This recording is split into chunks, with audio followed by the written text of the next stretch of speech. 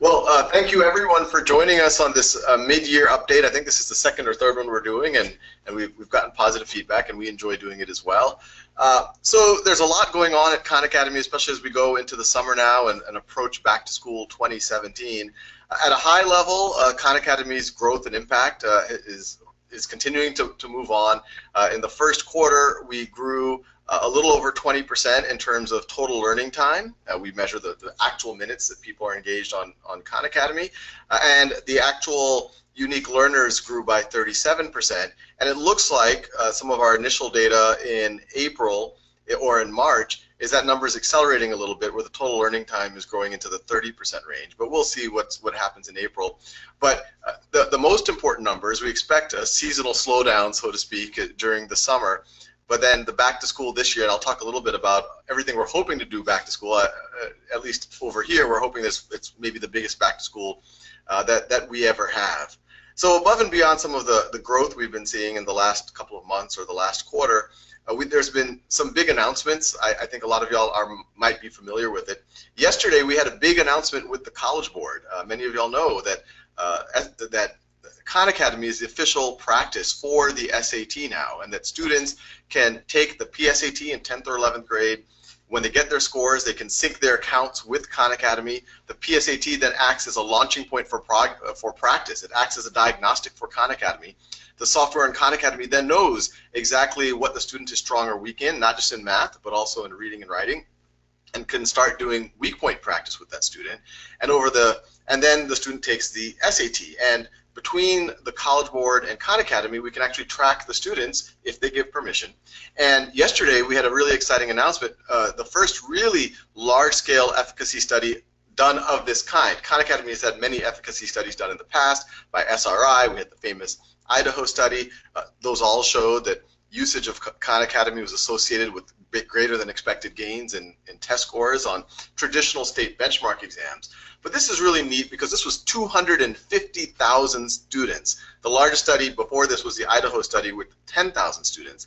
But what we saw with these 250,000 students who linked their accounts and used Khan Academy, that if they used Khan Academy for 20 hours, that it doubled their growth from the PSAT to the SAT. That students who did not use Khan Academy, and I think we studied about 800,000 students here, they saw about a 50 or 60 point gain, while students who used Khan Academy for 20 hours saw double that. And we picked the 20-point threshold, the 20-hour threshold, because it showed this interesting comparison.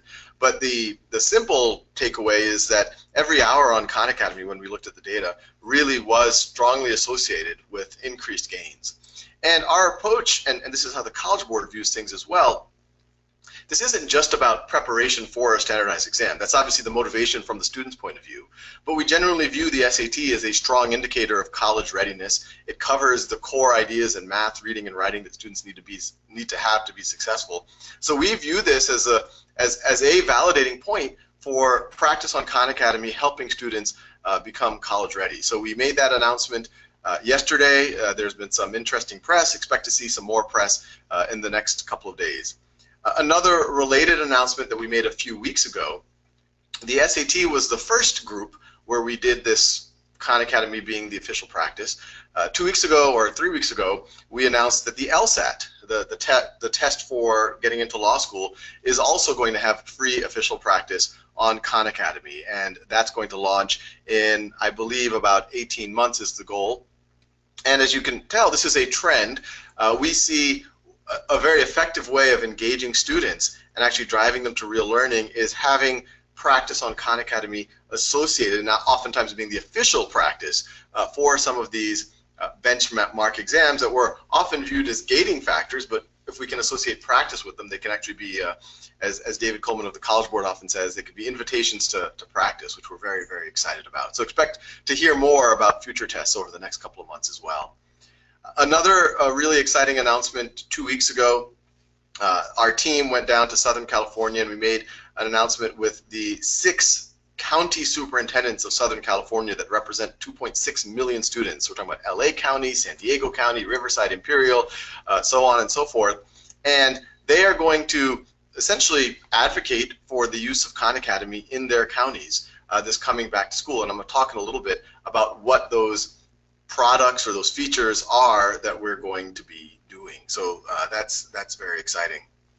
In terms of what's coming, and things are quite busy here in the office right now as we get ready for back to school. Expect to see a big, I guess you could say, marketing push. Although in Khan Academy we're not trying to sell anything. We're trying to get people to use things that we believe is going to be effective for them. And so we've been creating a proper marketing organization at Khan Academy. They're the folks that have been working with these various school districts. They're going to be driving what in past years we have called LearnStorm, and we're going to call this year as well LearnStorm, but it's going to be on a nationwide scale, and it's going to be occurring around back to school. So expect to see a big push around that, and if any of y'all are more interested or want to participate in some way, let us know. On top of that, the message we want folks to receive is Khan Academy has always been associated with videos and math, sometimes with me and this narrative of Sal making videos for his cousins, and that is part of how we came to be. But as many of you all know, we've invested heavily. In fact, most of our resources have been on the practice side and on the software side. And so the view we want districts to have is that, hey, we're at practice across subjects, and we're creating tools for teachers, and we're really doubling down on the classroom. In terms of content, we're doing a pretty intense expansion right now. We're improving our math content all the way through calculus, but on top of that, we're adding a lot of world history as we speak. We're adding American history, chemistry, biology, physics, and over the next 2 to 3 years, expect Khan Academy to add all of the major high school and early college classes that you would consider to make you ready for life or ready for college. In terms of the product features, and all of what I'm talking about, I think y'all have a slide handout where it goes into a little bit more depth. But what we're excited about is we're creating things that are going to be useful for both independent learners and people in classrooms, especially the teachers. So we're going to have our first version that's coming back to school of unit-level quizzes. So let's say that you are in a let's say you're in a chemistry class and the unit's on balancing chemical equations. Khan Academy has practice on it, but then you can have a unit quiz so that you can assess how well you know that material. This is something we've heard from a lot of teachers that they've wanted. When I presented it in Orange County a couple of weeks ago, there were little bit of people in the audience going, yes! So we're pretty excited about that feature. It's going to be across all of the subjects that where we have practice, this notion of a unit quiz. We're also going to have this notion of assignments. So once again, Khan Academy has always had practice of some form, and students could and teachers could assign within the context of what we've called missions. But this is going to, the assignments functionality that we're deploying over the next few months is going to be much easier to integrate with a traditional teacher workflow. So in a traditional world, a teacher tells you, hey, go do the odd problems on page 353 on your textbook, and then the next day they have no information on what students did. They might look around a little bit and see what students wrote in their notebooks. They don't really get a lot of information on what students are struggling with. In this world, with a link, teachers are going to be able to assign things. The next day they're going to get reports on what items the students found easy or difficult. And from a student's point of view, it's going to be a lot better. In the traditional world, you're in your textbook and you don't know how to do something. There's not a lot to help you. In fact, you don't even get any feedback as to whether you got it right or wrong. I make the analogy, imagine if you were practicing your free throws and you don't know until the next morning whether or not you made each shot. But now you're going to get instant feedback. And after completing your teacher's assignment, it becomes a bridge to personalized practice on Khan Academy. The general theme is everything we talk about is a bridge to personalized practice. So if you kind of whiz through that assignment and got them mostly right, we might say, hey, why don't you keep going and learn the next skill? Or if you're having trouble with it, the software can say, hey, here are the prerequisite skills. Why don't you remediate them, even if your teacher didn't actually assign it? So we are very excited about both the quizzes and the assignments, and we're doing a lot of improvements in general for the independent, what we call the independent learner experience as well. We're also continuing to expand internationally. Over the course of this summer, we are finishing up the tools that will allow any of the geographies, and we're starting in Latin America, to really create, they already have es.khanacademy.org, they already have the international versions, the translated versions of Khan Academy. But this will allow them to be a little bit more independent and curate the content so it's more specific to the various geographies. So we're really excited about that, especially in Mexico as we go into back to school and then eventually in all of the geographies. Another really exciting thing that's happening this back to school is many of y'all are familiar with our merger, so to speak, with DuckDuckMoose from several months ago, almost a year ago. They should be launching what we've internally been calling Kindergarten in a Box. So it'll be a tablet app or a phone app that any student can get access to, and they can learn at a very early level, basic numeracy, literacy, colors, whatever else, and then you eventually get all the way, it scaffolds you all the way through the Kindergarten Common Core standard. So we're very excited about the launch of that for back to school. So those are kind of the big picture, all that's going on here. The team is excited, busy, and I'd love to take questions from any of you about any of this or anything else that's on your mind. Hi, Saul, can you hear me? Yep, I can hear you. Great, thanks. Love Khan Academy. I work with a nonprofit that does after school and weekend learning for students in Yonkers, New York. My question is, how do I connect with your team that you were describing that's going out and proselytizing for Khan Academy? So one, you can ping us. You have the contact of our team here, and we're a fairly small team. So the team that's actually the dedicated Khan Academy team is quite small. Obviously, the organization is quite small, and what they're trying to do is then work with districts, and they're also creating what they're calling ambassadors, which are teachers who are already super users of Khan Academy, to then become evangelists or advocate or trainers for Khan Academy more broadly. So we won't have the capacity to send Khan Academy employees everywhere, but depending on the after school program, you should definitely reach out to us, and there might be ambassadors in that area, or if there's enough scale, it might make sense for a Khan Academy team member to engage on that particular program. But reach out to us. It depends on the context. But the meta idea here is we're going to try to leverage our relatively small team of people reaching out, which is I think 5 or 6 people, and see how they can get maximum impact at a nationwide level. So that's our main constraint. Great. Thank you. Thank you. Our next question comes from Madi Bokamsin.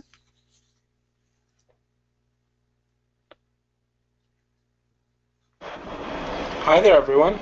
Can you hear me? Hello. Yep. Hi, Madi. Yeah, hi there. Thanks for the updates. Really glad for these awesome achievements. And I got to say, this is impressive, especially when I'm speaking from the Middle East, where you don't see many e-learning-based initiatives. So I'm really wondering, what are your future plans on expanding to the Middle East? Great question. Well, what I can tell you now is we've definitely been having conversations with folks in the Middle East for actually several years now. Our hope is as we go into 2018 planning that this is actually something that's front and center. I can't make any promises right now, but you might know, the regions where we already are starting to have a significant, at least beginnings, are in Latin America, both in Spanish and Brazilian Portuguese.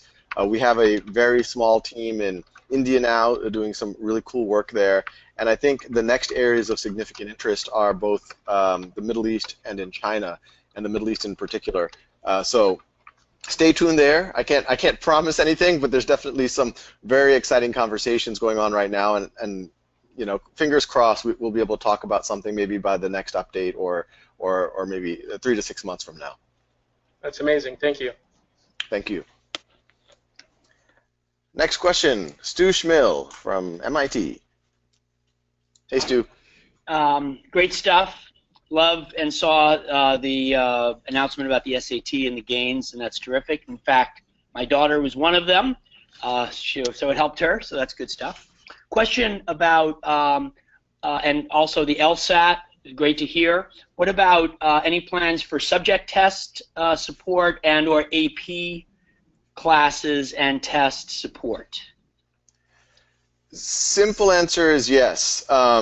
So as you know, we're very close to the College Board, and the work we're doing in calculus, world history, etc. We are in close contact with that team, and so stay tuned.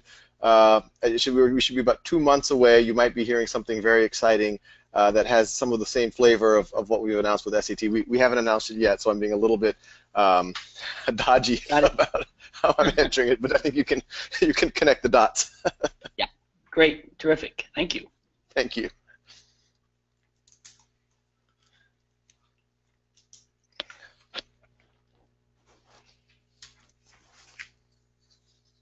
Next question, Brian Carter from the Overdeck Family Foundation. Hi, Brian. Hey, Sal. Thanks so much. Actually, my question was along the order of the AP stuff, in the same way that you had asked about, answered the question about the SAT outcomes. So with that taken care of, I was just wondering the thoughts of, as you go from the LearnStorm in Chicago and Idaho and San Francisco to nationally, if you could just give a little bit more context to how that's going to work now that it's going to be national. Yeah, no, good question. So the last couple of years of doing LearnStorm, as you mentioned, it started with one of our board members in Ireland, Sean O'Sullivan, did something called Mathletes using Khan Academy. Then we transplanted it over to the Bay Area 2.5 years ago. Then the year after that, we did the 4 regions that you mentioned. And so this year in Back to School, you know, there's going to be some changes to it. It's going to have still the same flavor, where it's not a challenge that just celebrates how much math you know. It'll be across subjects, but most importantly, it's going to be about mindset and putting in effort and kind of the joy of practice, so to speak. So it's still going to have that meta theme. Because it's going to be nationwide, we, and our team is small, we're going to do fewer of these kind of pep rally physical events than we did ourselves the last couple of years, and that was kind of to learn. We're going to try to get other stakeholders like schools or corporate partners to tackle that part of it. There will be regions where we are definitely more invested, the regions where we've historically been, and we're looking at places in Texas and other places where there will, even though LearnStorm, anyone in the country will be able to participate, there's definitely going to be regions where there's more investment and energy, mostly by corporate partners and school districts. Yeah, that's what we're hoping, and you know, because there's going to be some advantages of being nationwide, other than the fact that everyone can register. We're hoping to enroll some, you know, nationally known figures to kind of, you know, give kind of public service announcements on our behalf, so that we can really. Over time, you know, this is going to be the first year that it's national. Over time, it really feels like this cool back-to-school happening that helps you know, create a culture around practice and learning that not just students get excited about, but everyone does.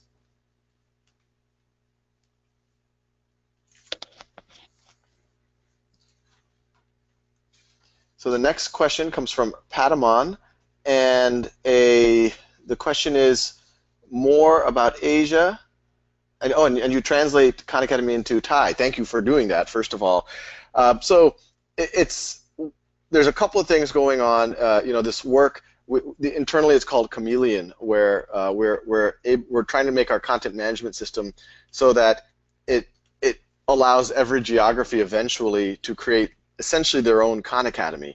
And so over time, I see that, you know, and when I say over time, I'm thinking on about a 5-year horizon, that'll be available in almost every geography. In the near term, because of our limited bandwidth, we are focusing on some of these very, very large markets. Brazil, Spanish-speaking Latin America are the places where things are most developed. I think they represent almost 10% of our usage right now, and they're the fastest growing. We expect India to be on that in that same category in the next year or two. And as I mentioned, the Middle East and China, but what are things we're looking very seriously at right now. But I would hope that over the next 2 or 3 years that we can provide the tools for amazing volunteers and partners like yourself to be able to take the baton and run even further without necessarily even the kind of some of the formal groundwork that we're doing in some of the larger geographies. But that's how we're thinking about it right now. All right, we have a question here. You know, how does what we're doing today convert into the 10-year vision? So some of y'all, you know, we have a mission statement, free world-class education for anyone, anywhere. And some of you have heard me articulate this 10-year vision, making it a little bit more concrete, that ideally you do have access to a school, and if you do, we want to be able to supercharge it. Some of these tools that we're already talking about creating so that a teacher has more actionable information, can personalize things for students, students get more immediate feedback, they can do more practice, et cetera, et cetera. So that's one leg, so to speak, of our vision. The other one is if you don't have access to a school or you're an adult learner, that you have access to the tools on your phone or your tablet or a laptop so that you can self-educate from any level. And now with the work we're doing with DuckDuckMoose, it could be from a very, very early level and takes you all the way to the point where you can engage with the real world, get a high school diploma, engage in college, maybe get an internship, get some type of a job. And so the way I see what we're doing now connecting to that 10-year vision, the school's work, the assignments, the quizzes, that's directly aimed at supercharging this classroom. The work we're doing with SAT and LSAT, one that has significant immediate impact, but it's also starting to show that you can create this loop between practice and assessment that really matters for things like college admissions, graduate school admissions, or eventually things like jobs. And so can expect to see that continue. So over the next 2 or 3 years, we are able to show how someone can practice on Khan Academy, maybe as early as DuckDuckMoose, some of this kindergarten level subject matter, all the way on Khan Academy, and then prove what you know. And what's especially exciting about it for me, and I think many of y'all, is not only is it practice and resources that allow people to tap into their potential and then they can prove what they know, but because these things are coupled, just like we mentioned the efficacy study on the SAT, it creates this really powerful efficacy loop that's never been there before. To some degree, we're instrumenting learning in a way that hasn't existed. Some of y'all have alluded to things like AP exams. Imagine a world where students do practice on Khan Academy, then they take a test, but then we can see what type of practice correlates with what type of performance, and then we can use that information to improve. You can imagine, you know, PSAT to SAT, but then what happens when you go from SAT to LSAT? What happens when you go from LSAT to take the bar exam? And so we're thinking about these bridges, and these aren't, you know, all the dots aren't going to be connected next year. I see this as a 5 or 10 year thing. But if you go 10 years into the future, there will be a complete pathway for anyone in the world to start wherever they are for free and get to wherever they need to go and prove what they know to the world, which would be a very exciting, I think, reality to live in. But that's how we see what we're connecting. And obviously the international work, our mission statement is for anyone, anywhere. So international is key. That's kind of a meta theme on top of all of that. I have another question. What are Khan Academy's plans in India and China? Well, in India, we have a dedicated team there already in New Delhi. We are partnering with significant ministries of education already. We are not only translating, but we're often recreating Khan Academy so it is mapped to the national and state level standards in India. And we are also translating into, some of y'all might not be familiar, in fact, it had to be explained to me, even though my family's from the subcontinent, Hinglish, which is a English for Hindi speakers, which is apparently the lingua franca for education in India, but also Hindi, Bengali, Gujarati, Tamil, the major native languages as well. So we're doing that. China is interesting, and you know, we're always open to ideas. We've interfaced with some really interesting folks in China who are eager to help us. But as many of y'all know, China is it's interesting to navigate. There's some issues right now, I think, within China about foreign NGOs, and you know, we definitely want to. So we're figuring out how do we navigate that process so that we can empower. And I think everyone we speak to in China, whether they're in the government or whether they're in private industry, is super eager for Khan Academy to start helping in China. We already see a lot of students using us through things like VPNs, but to be able to help more, I would say, middle-class students in China, especially in their native language. But I think it's going to be a little bit more complex based on the latest that I've heard. So I think it's going to take, you know, probably on the order of 2 years or so to really figure out. But India and Latin America are full speed ahead right now. So Karen asks, amazing on the SAT prep results. Congrats. Will you be able to follow the outcomes for these students and see if metrics like actual high school graduation and or college matriculation follows from these improved SAT scores? If not, what other impact metrics for SAT prep or your other products are you developing? No, that's a really good question. So we'll see what the next steps are. I think there's a couple of things. We're working with the College Board and trying to figure out what levers do we have to motivate more students to reach some of these thresholds that we're seeing are associated with gains. One of the powerful things about a partnership like this that we're doing with the College Board is, we're very complementary pieces of the puzzle, and so I am eager to see what levers they have for either the College Board themselves or their actual member institutions to track kind of correlations between these students, their SAT gains and performance in college. Some of the work that we're doing at kind of a subject level, we're not going to be able to do it immediately. But I hope over time, over the next 3, 4, 5 years, we can track that kind of things. Over the next year or two, because of what we saw with the SAT results, we are going to be instrumenting to do more efficacy. And one of the cool things about even these unit tests, these unit quizzes that we're going to be launching, if we can show a strong correlation between our own unit quizzes and the type of quizzes that students might do in a class, or that correlate with that part of the subject matter on a subject level exam, then our own unit quizzes actually become pretty powerful instrumentation.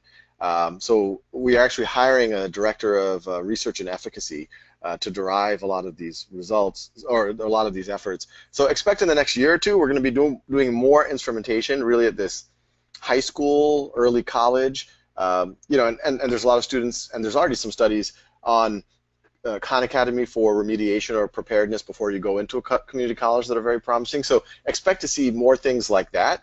In terms of following these students longer range through college and beyond, I think we're still several years away from being able to do that well.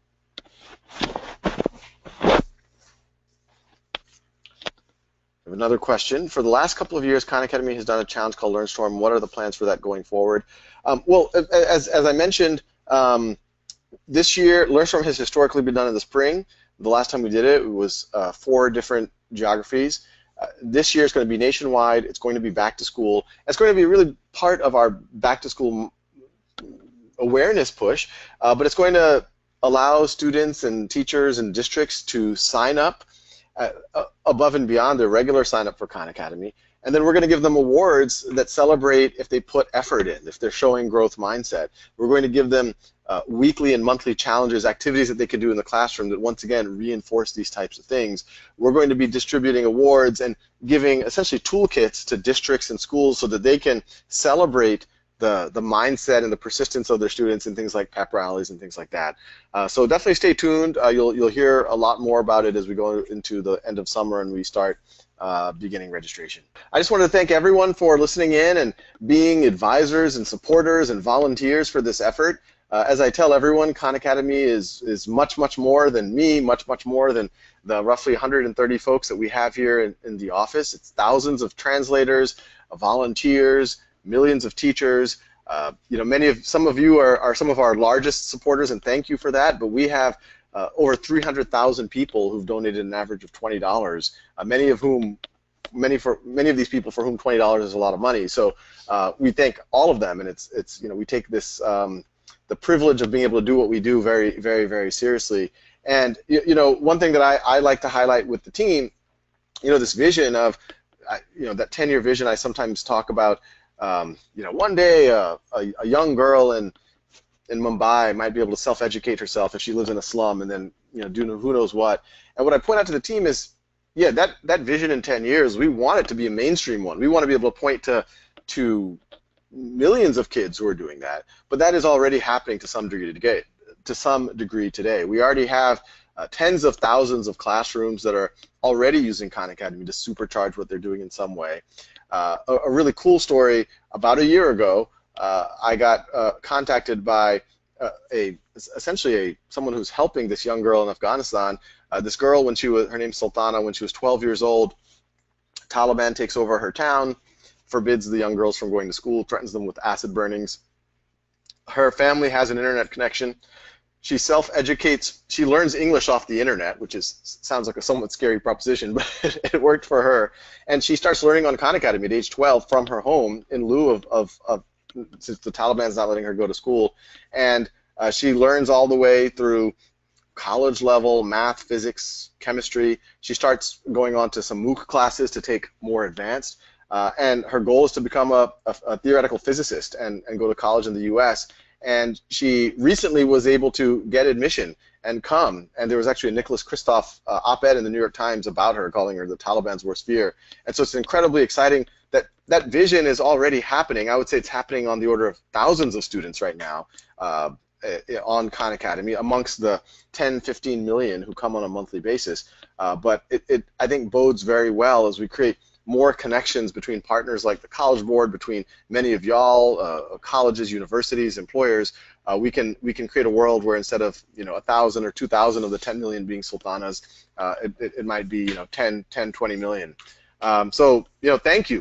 Everything about Khan Academy, it's somewhat, it feels like science fiction sometimes. It feels like a kind of this crazy mission, but I pinch myself sometimes because it feels like we're actually at a time when we can actually do it, and the tools and society are all ripe for it. So once again, thank you for being part of this adventure.